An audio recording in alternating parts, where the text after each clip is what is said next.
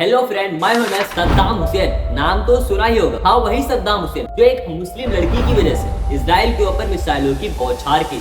सद्दाम हुसैन ये वो नाम है जिसने इराक को जीरो से हीरो बना दिया। Free education, free health facilities and जिन लोगों के पास घर नहीं उन्हें घर प्रोवाइड किया। ये एक ऐसे मुस्लिम लीडर थे जिन्होंने इराक को एक पावरफुल नेशन में बदल दिया। बट ये बातें तो सिर्फ एक साइड। अब यह बात तो आपको अच्छे से पता होगा, जहां पर प्लस पॉइंट होगा वहां पर माइनस पॉइंट भी होगा। बहुत सारे लोग जो सद्दाम हुसैन को एक ग्रेट मुस्लिम लीडर मानते, वहीं कुछ लोग क्रिश्चियन वर्ल्ड में सद्दाम हुसैन को दुश्मन या फिर डिक्टेटर कहा जाता। तो आज सद्दाम हुसैन से जुड़ी कुछ ऐसी ही बातें, कुछ ऐसे ही सीक्रेट फैक्ट्स जो आप इस वीडियो में देखो।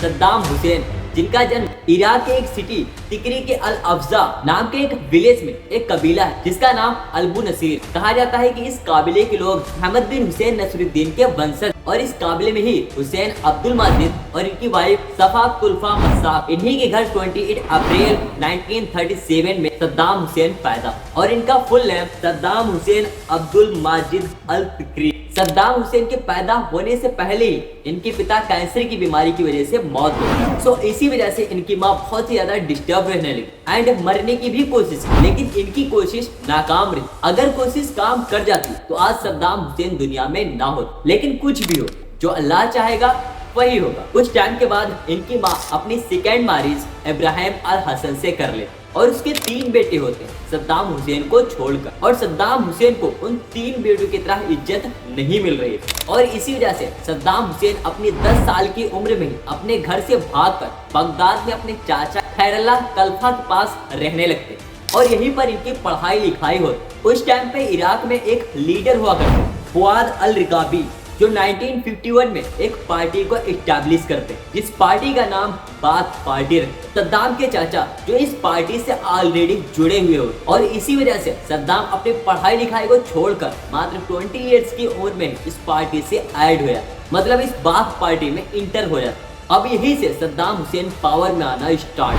साल 1958 जब किंग फैसल की डेथ होती, जो इराक के उस टाइम पर किंग मतलब राजा, उस टाइम पर जो वहाँ का जनरल था कासिम, वो अब सत्ता में आ। कासिम के सत्ता के आने के ठीक 1 ईयर्स के बाद कासिम जनरल से और बाथ पार्टी के बीच एक टकराव शुरू हुआ और जनरल कासिम को जान से मारने के लिए एक प्लान बनाया जाता है जिसमें सद्दाम हुसैन भी शामिल होते हैं। फिर आता है साल 1959 जब जनरल कासिम के ऊपर अटैक किया जाता है जिसमें सद्दाम हुसैन टाइम से पहले ही फायरिंग करना शुरू कर देते हैं, जिसकी वजह से जनरल कासिम को गोली लग जाती है और जनरल कासिम मरने की एक्टिंग करने लगते, जिससे सद्दाम को लगता है कि जनरल कासिम की डेथ हो चुकी है, मतलब मर गया और इसी वजह से सद्दाम उसे मरा हुआ समझकर वहां से चले जाते हैं। लेकिन रियलिटी में जनरल कासिम बच जाते। इस अटैक से पहले बाथ पार्टी में कुल 1000 लोग भी नहीं थे, लेकिन इस अटैक के बाद बाथ पार्टी और सत्ता हाईलाइट में आते और फर्स्ट टाइम इराक की गवर्नमेंट को पता चलता है इराक के अंदर एक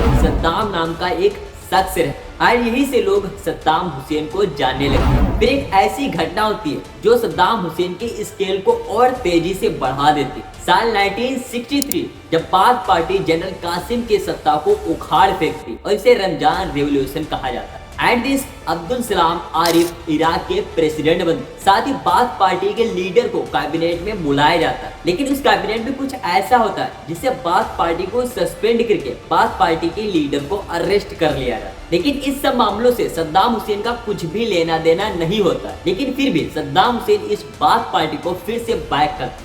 सद्दाम प्रेसिडेंट आरिफ को जान से मारने का प्लान बनाता, लेकिन कुछ मिस्टेक्स की वजह से सद्दाम को अरेस्ट कर लिया। अब यह बात सद्दाम को अच्छे से पता था कि मैं जल्द ही छूट जाऊंगा, इसलिए वो आसानी से अरेस्ट हो जाता। साल 1964 में सद्दाम अरेस्ट होते हैं, ठीक 2 ईयर्स के बाद साल 1966 में बाहर आ जाते हैं। अब ये डायलॉग शायद सुना होगा, तब तक कोई नेता नहीं बनता जब तक वो जेल न जाए एंड यही से ग्रेट लीडर सद्दाम हुसैन नाम के वर्ड का जन्म होता है। साल 1966 के लास्ट में सद्दाम को रीजनल डिप्टी सेक्रेटरी बना दिया जाता है, साथ ही रिवोल्यूशनरी कमांड काउंसिल का चेयरमैन बना दिया जाता है। पावर में आने के बाद सद्दाम 1972 में ऑयल इंडस्ट्री पर अपना कब्जा करता है, जिसकी वजह से तेल की कीमत बढ़ जाती है और सद्दाम और भी ज्यादा पावरफुल हो जाता है। और इसी टाइम पे इराक की इकोनॉमी इतनी मजबूत हो जाती है कि सद्दाम इराक को ऐसी ऐसी फैसिलिटीज प्रोवाइड करता है जो अदर मिडिल ईस्ट के सोर्स से भी बहुत दूर है। सद्दाम हुसैन एजुकेशन के लिए एक नेशनल कैंपेन चलाते हैं, free education, free health service and other बहुत सारी फैसिलिटीज इराक को प्रोवाइड करते हैं और इसी वजह से यूनेस्को की तरफ से सद्दाम हुसैन को अवार्ड भी दिया जाता है।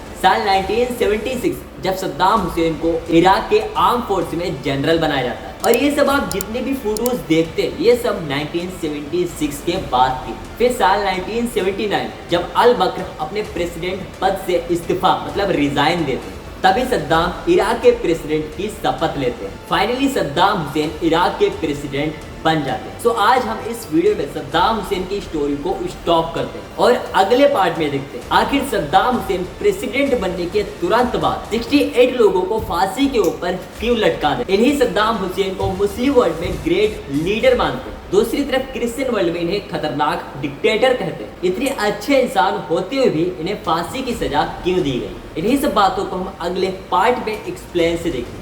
And subscribe now and watch the let's part 2 video.